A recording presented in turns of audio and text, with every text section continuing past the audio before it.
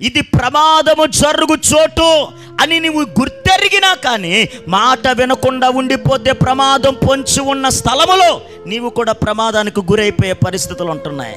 అందుకని ఈరోజు నేనేమంటున్నా తెలుసా, ప్రమాదమును పొంచి ఉన్న, ప్రమాదములోనికి వెళ్ళిపోతున్నా, మనల్ని ప్రమాదములోనికి నెట్టివేస్తున్నటువంటి మనము పాపమున్న చోట ఉండకూడదు.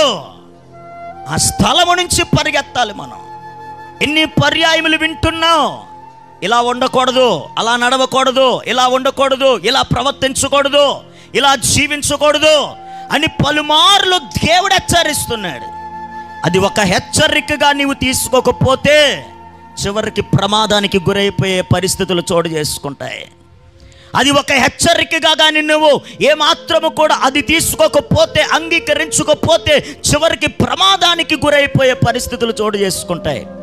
నా దేవుడు ఎవరు అనంటే, ఒప్పుకున్నవానిని విడిచిపెట్టువానిని కనికరము చూపే దేవుడు ఆయన. హల్లెలూయా. ఈరోజు నువ్వు ఒప్పుకోగలిగితే, నీ పాపమును విడవగలిగితే, ఆయన రక్తములో నువ్వు కడగబడగలిగితే నిన్ను నా దేవుడు ఎలా మార్చబోతున్నాడో తెలుసా?